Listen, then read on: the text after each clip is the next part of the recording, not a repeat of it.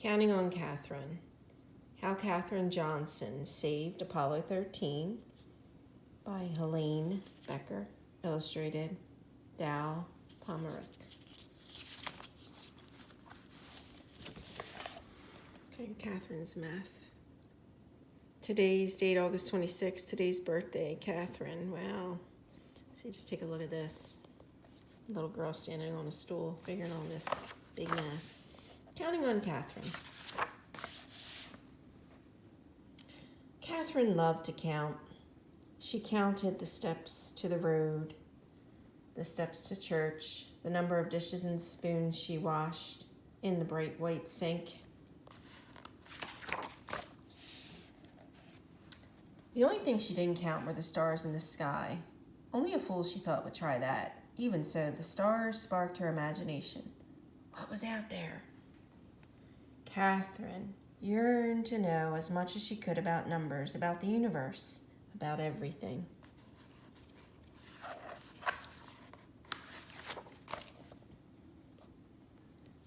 Katherine's boundless curiosity turned her into a star student. She was so bright, she skipped 3 whole grades. She catapulted right past her brother. He wasn't too happy about that. Here she is in class doing the math. By the time she turned 10, Katherine was ready for high school. But back then, America was legally segregated by race. Her town's high school didn't admit black students of any age. Katherine burned with fury. She wanted more than anything to keep learning. There was still so much to know.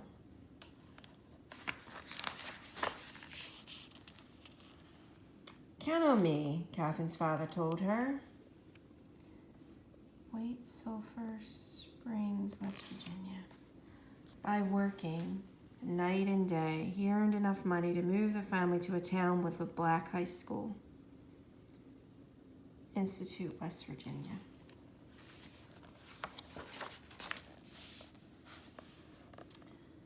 Katherine loved high school. She was good at every subject, but math was still her favorite. She dreamed of becoming a research mathematician, making discoveries about the number patterns that are the foundations of our universe.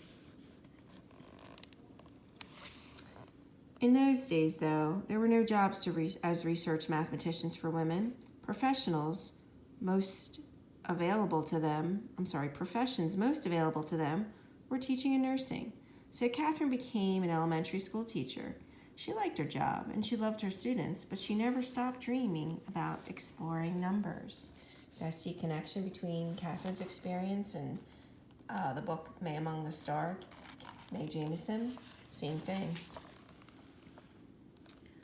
In the 1950s, the U.S. government's National Advisory Committee on Aeronautics, NACA, hired thousands of new employees. It even started hiring black women as mathematicians.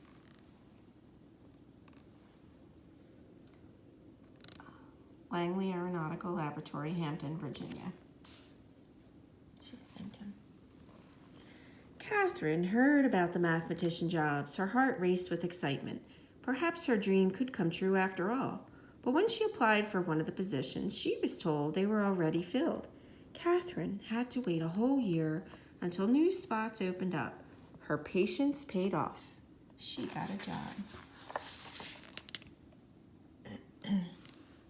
A few years later, the Soviet Union sent a rocket ship into space, launching the space race with the United States. NACA was rolled into a new space agency, the National Aeronautics and Space Administration, NASA. Katherine found herself at the heart of America's space program. She worked as a computer. Electronic computers were not widely used, calculating long series of numbers. All the computers were women. They were given the tasks that men thought were boring and unimportant. That didn't bother Katherine. She knew that without her contributions, a spaceship couldn't reach its destination nor safely return to Earth.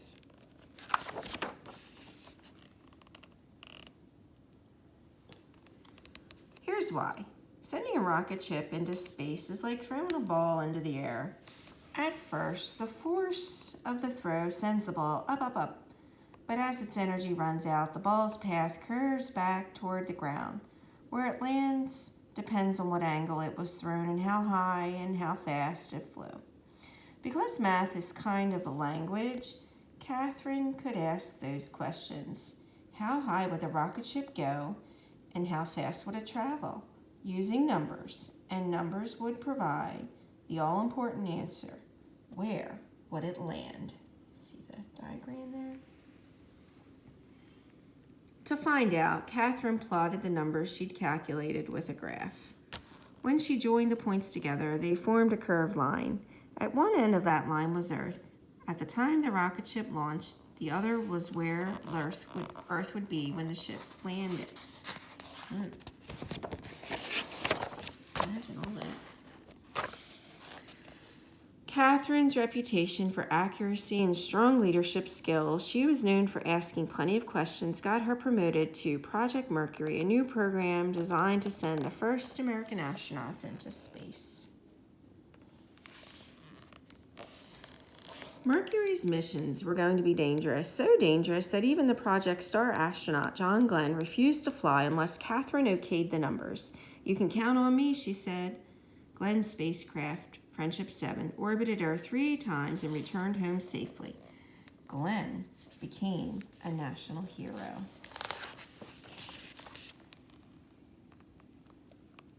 Katherine was promoted again. Now she was asked to calculate the flight paths for Project Apollo, the first flights to the moon. Count on me, she said. On July 20th, 1969, the Apollo 2 astronauts walked on the moon. Their feat was celebrated around the world. More triumphs followed. Apollo 12 rocketed to the moon in November of 1969. Apollo 13 launched on April 11th, 1970. But on the third day of Apollo 13's flight, the worst thing happened, an explosion in space. Could the crippled spaceship make it to the moon? And if it didn't, would it be able to get back home to Earth? The 3 astronauts on board were in grave peril. Commander Jim Lovell told Mission Control, Houston, we have a problem. Back on Earth, Katherine Johnson got a phone call. Her flight path calculations would have to be done all over again, and perfectly. It would be the toughest challenge of her life.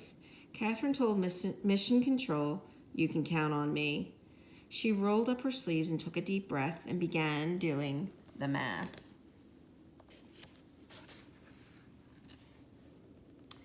She worked hard and fast. A few hours later, Katherine's calculations were finished.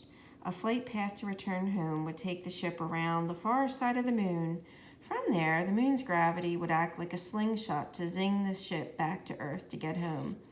The crew of Apollo 13 would have to follow Katherine's course exactly by burning off fuel at precise intervals.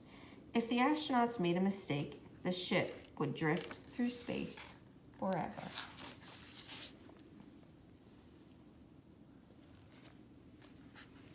Katherine waited anxiously to hear the astronauts' report. Finally, it crackled over the loudspeakers. We've got it! Apollo 13 was back on track. That's the excitement. Katherine Johnson had done it. She'd brought Apollo 13 home. She was no longer the kid who dreamed of what lay beyond the stars. She was now a star herself. And then there's more about Katherine that we'll read at another time. But what I want you also to do is I want you to read, they're on Newsella, there's some great articles about Katherine Johnson, how she got the Medal of Freedom honor, and how she just passed away. NASA even dedicated a building in her name, okay? Happy reading.